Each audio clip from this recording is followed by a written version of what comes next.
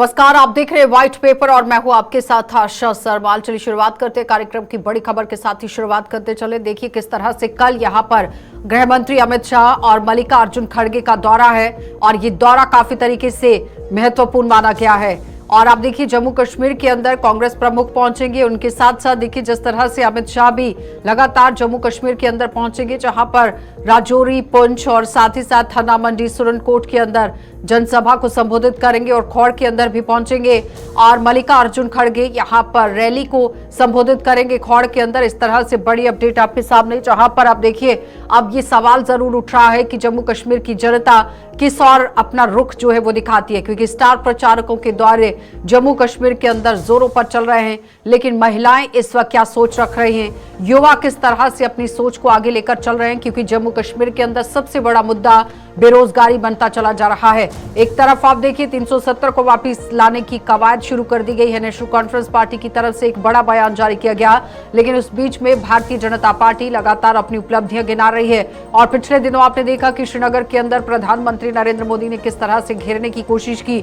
लेकिन उस बीच में कल जब गृह मंत्री अमित शाह पहुंचते हैं राजौरी, पुंछ और साथ ही साथ बताते चले कि थन्ना मंडी, मेंढर और खौड़ के अंदर जनसभा को भी संबोधित करेंगे। और सबसे बड़ी बात यह है कि पीर पंचाल इलाके की अगर बात करें तो भारतीय जनता पार्टी की तरफ से एक बड़ा कार्ड यहां पर खेला गया था, जिसमें पहाड़ियों को एसटी का दर्जा दिया गया। लेकिन ये कार्ड कितना काम आएगा, इस विक्टिम कार्ड का रिजल्ट क्या कुछ रहेगा, ये तो 8 अक्टूबर को पता चलेगा। और उसके साथ ही जम्मू कश्मीर के अंदर मल्लिकार्जुन खड़गे भी पहुंचेंगे, जो खौड़ के अंदर रैली को संबोधित करेंगे। यानी कि कल भारतीय जनता पार्टी और कांग्रेस की रैली होने वाली है। अब यहां पर आम जनता किस तरह से बढ़ चढ़कर भाग लेती है और जनता अपना रुख किस तरह से साफ करती है, ये बड़ा सवाल रहेगा। चलिए पैनल की ओर बढ़ जाते हैं और इसी पर चर्चा कर लेते हैं कि आखिर किस तरह से इस पूरी रैली को देख रहे हैं, इस संबोधन को देख रहे हैं। लेकिन फिलहाल जिस तरह से 2024 के विधानसभा चुनाव हैं, अब जम्मू की जनता का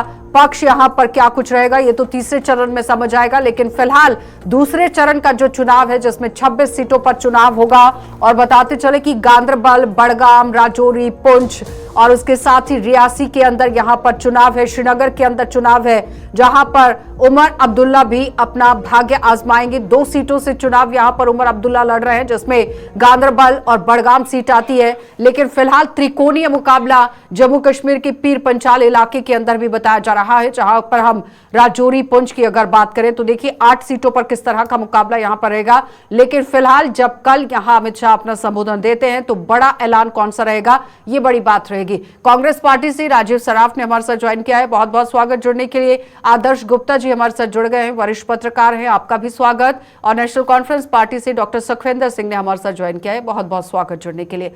सबसे पहले तो मैं आदर्श जी आप ही के पास आऊंगी। जिस तरह से कल मल्लिकार्जुन खड़गे भी पहुंच रहे हैं, अमित शाह भी पहुंच रहे हैं, रैली को संबोधित करेंगे, लेकिन जनता अपना रुख किस तरह का रख रही है, युवा क्या कुछ चाह रहे हैं, महिलाएं क्या कुछ चाह रही हैं, और बड़ा मुद्दा बेरोजगारी बनता चला जा रहा है। आदर्श जी सबको मेरी तरफ से नमस्कार। कल रैलीज जो यहाँ पे हो रही है, सही मायने में जो चुनाव जो है जम्मू प्रोविंस की शुरुआत हो रही है यहाँ सही मायने में, क्योंकि पीर पंजाल जो एरिया है यहाँ पे जिस तरह से आपने कहा कि तिकोना मुकाबला है, ये बात सही है, तिकोना मुकाबला है। और ये यहाँ जो पीर पंजाल का चुनाव है वो घाटी के चुनाव से बिल्कुल अलग सा है। ना तो यहाँ 370 है ना 35 है। यहाँ आपको रोजगार चाहिए, यहाँ पे आपको डेवलपमेंट चाहिए, आपको स्टेटस जो दिया गया उस पर वोट मांगा जाएगा, इसलिए बड़ा डिफरेंट है ये। और जिस तरह से पुंछ में बात कर रहे हैं, पुंछ में 3 सीटें जो है बड़ी इंपॉर्टेंट है भारतीय जनता पार्टी के लिए। लेकिन तिकोना मुकाबला होने से भारतीय जनता पार्टी को भी अंदर से डर लग रहा है वहां के लिए, क्योंकि वो तीनों सीटें इस तरह से लटकी हुई हैं। वहां पे पीडीपी और नेशनल कॉन्फ्रेंस है, लेकिन पीडीपी जो है नेशनल कॉन्फ्रेंस का खेल बिगाड़ सकती है। इसलिए भारतीय जनता पार्टी को थोड़ा बहुत फायदा मिल सकता है। इसलिए जितने भी इनके नेता है वो सारे के सारे उस तरफ जा रहे हैं, ताकि जितना कम समय में अधिक से अधिक प्रचार वहां पे कर सके, क्योंकि सेकंड फेज पे वहां पे चुनाव होने जा रहे हैं। और उन्होंने जो पहाड़ी स्टेटस दिया है, गुज्जर बकर वालों को दिया है, उन सब का अधिक से अधिक लाभ उठाना चाहते हैं। लेकिन बड़ा इंपॉर्टेंट चीज है कि इसी तरह से मल्लिकार्जुन खड़गे की भी वो भी इसी लाइन पे चल रहे हैं, क्योंकि कश्मीर और जम्मू के में तो बड़ा डिफरेंट है। जहां तक हमने चुनाव वैली में भी देखा था। चुनाव वैली में भी काफी कुछ कश्मीर के साथ मिलता सरबजीत जी ने भी हमारे साथ ज्वाइन कर लिया है भारतीय जनता पार्टी से। बहुत बहुत स्वागत सरबजीत जी जुड़ने के लिए। मिलती है हाँ। और बहुत ही डिफरेंट चुनाव होगा, इसलिए सभी की कोशिश है कि यहाँ पे अधिक से अधिक प्रचार कर सके और लोगों को लुभा सके। ठीक है, मतलब कि प्रचार पर ही अब आप देखिए किस तरह से जोर है। लेकिन फिलहाल अगर आदर्श जी हम देखें पहाड़ी कार्ड खेलने की बात, लेकिन जानकार कह रहे हैं कि ज्यादा फायदा नहीं होगा। मैं जाऊंगी बाकी पार्टियों के पास भी, जल्दी से इस पर जवाब दीजिए। बिल्कुल सही कहा आपने। जिस तरह से लोकसभा में उनको ज्यादा फायदा नहीं हुआ, लेकिन इस बार वो चाहते हैं कि हमें ज्यादा से ज्यादा फायदा हो। लेकिन इसी बीच में मैं कह रहा हूँ इनका जो गठबंधन बन गया कांग्रेस का, और पीडीपी जो बाहर हो गई है, पीडीपी इनका खेल बिगाड़ देगी। ठीक है सरबजीत जी, आदर्श जी कह रहे हैं कि पीडीपी तो खेल बिगाड़ेगी ही, लेकिन भारतीय जनता पार्टी को भी फायदा वहां पर नहीं होगा, क्योंकि विक्टिम कार्ड जो पहाड़ी कार्ड खेला गया था उसको लेकर बात हो रही है। जी जी जी, देखिए आशा जी, जम्मू कश्मीर में भारतीय जनता पार्टी बड़ी मजबूती के साथ इलेक्शन लड़ रही है। तो चूंकि पहाड़ी स्टेटस हो, ओबीसी हो, बॉर्डर का आरक्षण हो, जाटों को आरक्षण हो, ये सब भारतीय जनता पार्टी की देन है। रिफ्यूजियों को यहाँ पर मालकाना हक दिए गए 1971 के, 65 के, वेस्ट पाकिस्तानी रिफ्यूजियों के, जो भी बड़े बड़े आज जो जम्मू के हित के लोगों के हित के काम हुए वो भारतीय जनता पार्टी और माननीय प्रधानमंत्री मोदी जी ने किए हैं।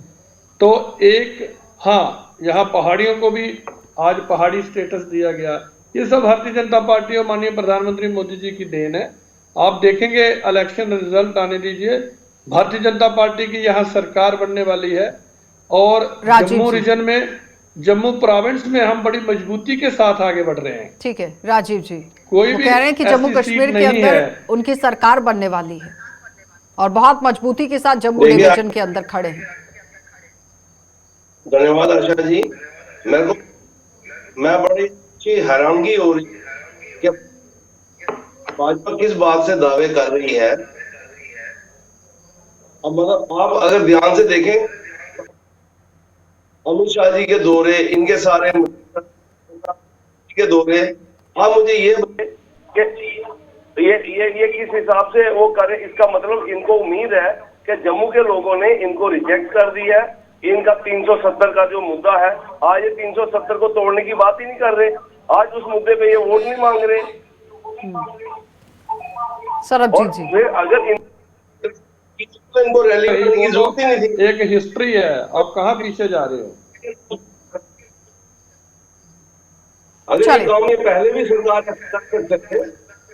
ठीक है सुखविंदर जी, मैं आपके पास आ रही हूँ, लेकिन रुकेंगे एक छोटे से ब्रेक के लिए। सुखविंदर जी, आप ही के पास आऊंगी। जिस तरह से कल आप देखिए अमित शाह भी पहुंच रहे हैं, मल्लिकार्जुन खड़गे भी पहुंच रहे हैं, लेकिन एक्सपर्ट्स जिस तरह से अपनी राय को रख रहे हैं कि कुछ ज्यादा फायदा तो होने वाला नहीं है, क्योंकि त्रिकोणीय मुकाबला और चैलेंजिंग सिचुएशन ज्यादा तौर पर रहेगी। लेकिन आपके लिए जो मुश्किल खड़ी कर सकती है वो पीडीपी पार्टी है। सुखविंदर जी, तमाम को मेरा नमस्कार। इससे पहले ये जो हमारे 3 स्टेट मेल्ड और सुप्रीम की है, तो इसमें हमारी 2 सीट जो है जिसमें नेशनल कॉन्फ्रेंस सामने से लड़ रही है, और एक सीट जो है जिसमें हमारा फ्रेंडली है कांग्रेस के साथ। तो देखिए कि अमित शाह जी आ रहे हैं, इसमें नो डाउट, मगर उनके दौरे से क्या फर्क पड़ेगा, ये बात मैं आपको क्लियर कर दूं कि पिछली बार जब चुनाव हुए थे तो हमारे पुंछ में prime minister of India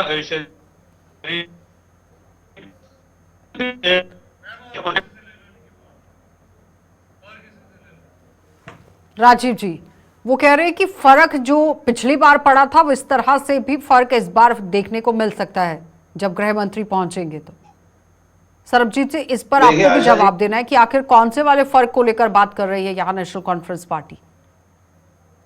Asha ji देखिए, पार्लियामेंट की अगर हम बात करें तो में मोदी जी का और मंदिर इशू था, तो राम मंदिर लीक नहीं बात हुई थी, तो लोगों ने राम मंदिर को फोकस करते हुए वोट दिया। लेकिन यहाँ जो होगा, तो आज अमित शाह की अनाउंसमेंट मैं ये देंगे, तो इन्होंने क्यों नहीं किया? 10 साल से भी तो डबल इंजन की सरकार थी इनकी, और जब से ये यूटी बना 5 साल तब से हो गए, तब से भी तो ये सारे काम कर सकते। आज इनको ये अपनी अचीवमेंट्स बतानी थी भाई, हमने ये जो है 5 सालों में जब से यूटी बना है और हमने ये काम किए हैं, इतनी एम्प्लॉयमेंट दी, 1 लाख नौकरियां तो इन्होंने भरी नहीं जो वाकई बनी हुई थी। वो कितने लोग, 1 लाख बंदा तो ओवर एज हो चलिए गया। सरबजीत जी जवाब क्या ये दीजिए। वो relaxation कह रहे हैं कि देंगे अपनी उसमें? उपलब्धियां गिनाने की जरूरत है, ना कि यहाँ पर ऑपोजिशन पार्टी पर इस तरह से निशाना साधने की जरूरत है। देखिए हमारा मैनिफेस्टो बड़ा साफ है। आ रही हो सुखविंदर जी। माननीय प्रधानमंत्री मोदी जी यहाँ आईटी का एक बहुत बड़ा हब जम्मू में और कश्मीर में बनाने जा रहे हैं, और इसके साथ साथ वहां 10,000 इधर और 10,000 वहां के रोजगार, जो बेरोजगार लोग हैं, खास करके आप देखिए जो भी कंप्यूटर के हमारे इंजीनियर होते थे वो सब बाहर जाते थे। आने वाले टाइम में दोनों जगह जम्मू में भी और कश्मीर में भी आईटी हब होगी, और जो हमारे जो शिक्षक जो आईटी के इंफॉर्मेशन के जो कंप्यूटर इंजीनियर थे वो बाहर जाते थे, यहाँ रोजगार नहीं थे, इन सबको रोजगार यहाँ दिए जाएंगे। हमारे मैनिफेस्टो में भी क्लियर है। चलिए सुखविंदर जी, वो कह रहे हैं कि रोजगार अगर बड़ा मुद्दा बना है तो फिर रोजगार यहाँ पर दिए जाएंगे, और आईटी का एक बड़ा हब यहाँ पर बनाने की बात हो रही है। और हमारे जिले में ठीक है सरबजीत जी। सरबजीत जी एक सेकंड, पार्टी पे यकीन कर रहा है। आज 160 करोड़ जो 140 करोड़ भाई, ठीक है हो गया सरबजीत जी, अब जवाब दे लीजिए। जो बेरोजगार हैं उन सबको भारतीय जनता पार्टी और माननीय प्रधानमंत्री मोदी जी, आवाज आ रही है सरबजीत जी? जी जी जी, जवाब दीजिए सुखविंदर जी। ये बीच में डिस्टर्ब कर रहे थे, इन्होंने जवाब सुना नहीं, आपने सवाल रख लिया, आप जवाब तो चाहिए ना। एक बड़ा तोहफा, एक बड़ा तोहफा जो हमारे जम्मू से लेकर अखनूर के लोगों को जो दिया है इन दिनों में, देखिए एक हमारी रिंग रोड इन दिनों में तैयार हुई थी, तो उसके ऊपर भी एक इन्होंने टोल प्लाजा जो है वो उसका काम स्टार्ट हो गया, और कुछ महीने के बाद उन लोगों को भी जो दिन में 3-4 बार गुजरते थे उनको भी टोल देकर जाना पड़ेगा उस रोड से। तो देखिए कहीं ना कहीं बीजेपी की करनी और कथनी में बहुत बड़ा फर्क है।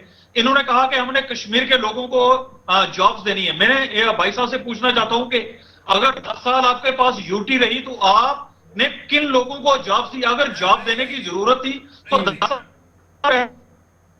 तो आज अगर आपको पता चल गया है कि जम्मू में हमारी जगह तो है, कश्मीर में तो है नहीं, मगर हमारी अगर कोई कहीं 1-2 सिटी आ रही है तो उनके लिए भी हम ऐसे मैनिफेस्टो लाएं, ऐसी चीजें कहें कि वो लोग जो हमारी बातों में आए।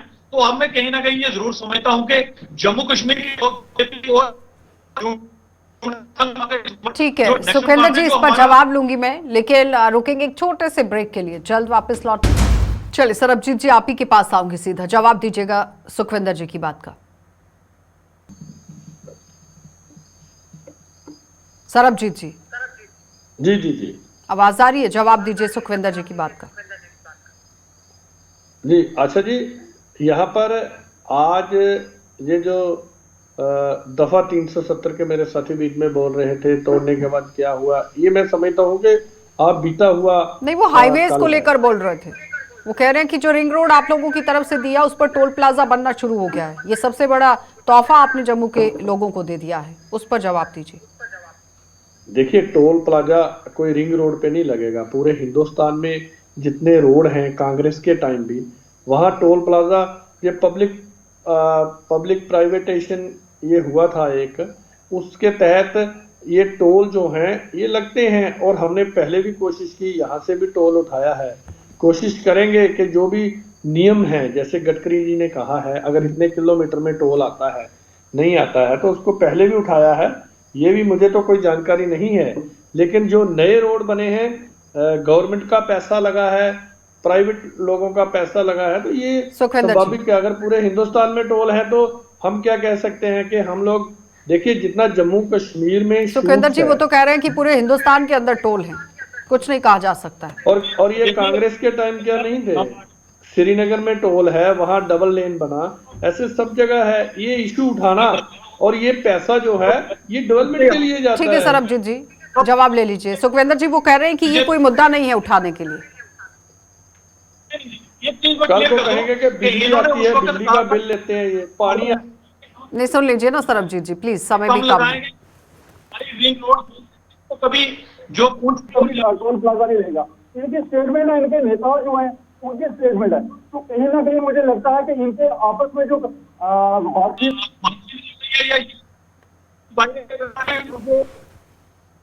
आदर्श जी, आपने तीनों पार्टियों को सुना जी। कि अपनी अपनी बातें किस तरह से रख रहे हैं। आम जनता की भलाई के लिए काम क्या करना है, इसके लिए रोड मैप तैयार करने की जरूरत है, क्योंकि पहले क्या हुआ, क्या किया, किसने क्या नहीं किया, इस पर अब चर्चा नहीं होनी चाहिए। विजन क्या है? आशा जी, ऐसा है कि पीर पंजाल जो एरिया है ना, पुंछ रजौरी का सारा, ये अब बहुत बदल गया है। किसी जमाने में यहाँ पे बहुत गरीबी थी, अनपढ़ता बहुत ही, लोग पढ़े लिखे नहीं थे ज्यादा। आज कोई जमाना था जब भद्रवाह और डोडा से सबसे ज्यादा पढ़े लिखे लोग IAS IPS आते थे। आज बदले बदलाव आ गया है कि आपको रजौरी पुंछ से ही सब पढ़े हुए लड़के मिलेंगे और वो एम्प्लॉयमेंट चाहते हैं। सीधी सी बात है, वहां पे सबसे बड़ा जो होगा एम्प्लॉयमेंट का होगा। लेकिन इसके साथ साथ जो सबसे बड़ी बात यह है कि यहाँ का जो लोग है वो कश्मीर के साथ भी नहीं है और जम्मू के साथ, वो उनका आधे से ज्यादा जो है उनका जम्मू के साथ ही मिलता है। हर चीज जम्मू के साथ मिलती है, इसलिए वो 370-35 है, जो मर्जी कहे तोड़े जोड़े, उनसे उनका कोई वास्ता नहीं है। सब उनको चाहिए वहां पे डेवलपमेंट चाहिए, उनको चाहिए वहां पे एम्प्लॉयमेंट चाहिए, उनको चाहिए कि उनकी रिस्पेक्ट हो। क्योंकि राजौरी पुंछ के अंदर बकरवाल जो है उनको किसी के साथ जोड़ा ना जाए, सबसे बड़ी बात वहां की ये है। और सबसे बड़ी भारतीय जनता पार्टी की मैं पुंछ में ये बात कहूंगा कि उन्होंने थोड़ी सी कोशिश अगर करते तो ये बहुत आगे निकल जाते। हालांकि इनके जो जितने भी नेता हैं वो पूरी कोशिश करेंगे, लेकिन वहां इनका अपना कार्यकर्ता कोई भी चुनाव में नहीं खड़ा। जब भी पैराशूटर वहां पे आए हैं वो खड़े हैं और NCPDP इसका फायदा उठाने की पूरी कोशिश क्योंकि करेगी। गुज्जर, बकरवाल और पहाड़ी समुदाय का निर्णायक जो एक मुकाबला होगा वो देखने को मिलेगा। और लेकिन अगर जिसके वोट बटे तो जाहिर तौर पर आपकी नुकसान उस पार्टी को होगा। जिस तरह से राजीव जी आप ही के पास आते हैं, वो कह रहे हैं कि अलग अलग तरीके से अपनी उपलब्धियां गिनाने की कोशिश हो रही कि कांग्रेस ने अपने समय पर ये नहीं किया है, फिर बीजेपी ने अपने समय पर ये नहीं किया है। आपको नहीं लगता है कि एक विजन डॉक्यूमेंट को सामने रखने की जरूरत है? क्योंकि आपकी तरफ से एक चार्जशीट को लाया गया, फिर उसके बाद मैनिफेस्टो को लाया गया, बड़े बड़े दावे उसमें किए गए। जहां जो वादे किए वो निभाए। ऐसा नहीं है कि हम अपने वादों से पीछे हटे। अगर 10 साल से इनकी सरकार है तो ये हुक्मरान है, ये हर चीज के मालिक हैं, लोगों ने इन पे विश्वास जताया, इनको वोट दिया और आज ये बातें करेंगे जी 70 साल की कांग्रेस ने ये नहीं किया, वो नहीं किया। भाई आपने देश को विजन दिया, आपने लोगों को दिन में सपने दिखाए, आपने बताया कि हम आसमान से तारे तोड़ के लाएंगे। आज जब लोग पूछ रहे हैं तो आप 70 साल, यानी वोट दो बीजेपी को और सवाल पूछो राहुल जी से। ऐसे तो काम नहीं चलेगा। अगर टाइम है तो मैं टोल प्लाजा पे भी बात कर लूं। नहीं, जवाब देना है इस पर सरबजीत जी को। सरबजीत जी जवाब दीजिए। वो कह रहे हैं कि सरकार आप लोग चलाएं और सवाल का जवाब यहाँ पर राहुल गांधी को देना पड़ता है। यहाँ पर जम्मू कश्मीर में पिछले 60 साल से कुछ नहीं हुआ और जो कुछ भी यहाँ हुआ है, आज चेंज हुआ है, आज यहाँ से मिलिटेंटों को भगाया है, आज आप पाकिस्तान की बंदूकें और गोलियां शांत हो गई है, यहाँ से गोले भी जाते हैं, वहां से गोली की आवाज नहीं आती है, बॉर्डर शांत है। यहाँ पर पत्थरबाजों को रोज आए दिन आपको पता है कैसे हमारे बेल्ट फोर्सेस के जवानों पे पत्थर मारते थे, आए दिन यहाँ कैसे हालात थे। कोई झंडा उठाने वाला नहीं था, ऐसा PDP और नेशनल कॉन्फ्रेंस के लोगों का कहना था। आज कश्मीर में शांति है, होटल, वहाँ शिकारे वाला, टैक्सी वाला। चलिए सराब जी जवाब दीजिए इस पर, और सुखविंदर जी आप भी। पहले राजीव जी जल्दी से इस पर जवाब दीजिए। भारत में आज लोग जो हैं उनके जहन में एक मानसिकता बड़ी है कि कश्मीर का इशू माननीय प्रधानमंत्री मोदी जी ने सॉल्व कर दिया और कश्मीर आज हमारा है, ये फख्र से पूरा हिंदुस्तान कह रहा है। राजीव जी जल्दी से इस पर जवाब दीजिए। मैं ये कह रहा हूँ लोगों को रोटी कपड़ा मकान की जरूरत है। लोग रोटी कपड़ा मकान मांग रहे हैं। गोले बॉर्डर पे चल रहे, पहले भी चलते थे, अब भी चल रहे हैं। पहले भी आर्मी वालों की शहादत होती थी, आज भी हो रही है। देश के लिए आर्मी वाले कुर्बान हो रहे हैं। इन्होंने क्या शांति लाई? जम्मू के आसपास 80 किलोमीटर सुरक्षित नहीं है। ये बातें करेंगे गोलों की। मैं कह रहा हूँ नौजवान को रोटी कपड़ा मकान 10 साल में कितना दिया उसकी बात करें। तो इनमें सबसे बड़ा मुद्दा हमारे जम्मू कश्मीर में हमारा यूथ है। देखिए मेरे भाई ने आगे वो चीज नहीं रही। झिगड़ा से लेकर पुंछ तक जितने अटैक हुए, बीजेपी का कोई भी इसमें बोलने के लिए तैयार नहीं है कि ये हम या हम जम्मू कश्मीर की सियासत को समझने में कहीं ना कहीं नाकाम रहे। तो मुझे लगता है कि अगर अमित शाह आ जाएं या मोदी जी खुद आके बूथ पे बैठ जाएं तो इस बार लोग इन्हें वोट देने वाले आदर्श नहीं जी, है। इस वो बार कह रहे हमारी हैं कि जो जम्मू कश्मीर की कोalition सियासत जो को समझने में फेल रहे हैं। ऐसी बात हाँ। नहीं है कि लोग अमित शाह जाएं और ना जाएं, उन्हें वहां पे एक अच्छा प्रभाव उनका भी है, इसमें कोई शक नहीं है। थोड़ी सी नाराजगी भी वहां पे आई है। मैं आपको फिर कह रहा हूँ कि जो डिलिमिटेशन के कारण रजौरी पुंछ को अनंतनाग के साथ मिलाया, इसके कारण भी लोग वहां से नाराज हैं वहां से। लेकिन इसका मतलब ये नहीं है कि वो भारतीय जनता पार्टी का साथ नहीं देंगे, उनमें से है। लेकिन मैं पहले ही कहा है कि भारतीय जनता पार्टी को अगर वहां से फायदा मिलेगा तो वो पीडीपी और नेशनल कॉन्फ्रेंस की अपनी लड़ाई और इनके जो फ्रेंडली मैच हो रहे हैं, इनके मैचों के बीच में से वो रेफरी बन के बीच में निकल जाएंगे। ये सबसे बड़ी बात चलिए, है। बहुत बहुत धन्यवाद आदर्श जी जुड़ने के लिए। सुखविंदर जी आपका भी धन्यवाद, सरबजीत जी आपका भी, और राजीव जी आपका भी। तो फिलहाल आप देखिए जिस तरह से जानकार कर रहे हैं कि कल जब मल्लिकार्जुन खड़गे पहुंचते हैं, अमित शाह पहुंचते हैं तो रैली को संबोधित करेंगे, लेकिन त्रिकोणीय मुकाबला पीर पंचाल इलाके के अंदर बन रहा है। और उसके साथ जब आप देखिए 26 सीटों पर चुनाव होगा तो समीकरण क्या कुछ यहाँ बनते हैं ये तो समय ही बताएगा। आप देखते रहिए कार्यक्रम।